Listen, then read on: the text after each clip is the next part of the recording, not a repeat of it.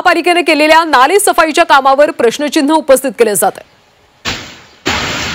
कल्याण डोंबिवलीत जोरदार पाऊस झालाय आणि या पावसामुळे सखल भागात पाणीच पाणी पाहायला मिळालं। त्यामुळे महापालिकेने जो नाले सफाईचा दावा केला होता त्याच्यावर आता प्रश्नचिन्ह निर्माण झाले आणि याचा आढावा घेतला आमचे प्रतिनिधी आतिश भोईर यांनी। गेल्या 2 दिवसापासून पावसाची ये-जा सुरू होती, तर मात्र सकाळी 12 वाजल्याच्या नंतर पावसाने जी आहे ती कल्याण आणि डोंबिवली परिसरामध्ये सुरुवात केलेली, मात्र 2 तासाच्या विश्रांतीनंतर पुन्हा एकदा पावसाने जे आहे हा जोर पकडलेला आहे। त्यामुळे जे कल्याण आणि डोंबिवली परिसरातले जे सखल भाग आहेत या सखल भागामध्ये रस्त्यावरती पाणी साचायला सुरुवात झालेली आहे।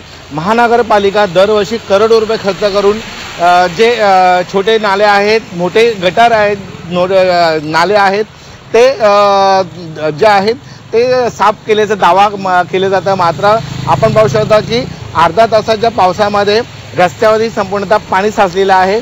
मी आहे डोंबिवलीच्या उमेशनगर परिसरामध्ये अर्धा तास जो झालेला आणि ह्या पावसामध्ये जो रस्त्यावरती मुख्य रस्ता जो आहे तो जाणारा रस्ता आणि या रस्त्यावरती पाणी साचते। त्यामुळे महानगरपालिका दरवर्षी नाले सफाई केल्याचा दावा केला जातो। मात्र आताच्या ह्या अर्धा तासाच्या पावसामध्ये सखल भागातील बरेचशा रस्त्यावरती पाणी साचलेलं आहे। कॅमेरामन दिनेश जाधवसह आतिश भोईर, झी मीडिया, डोंबिवली।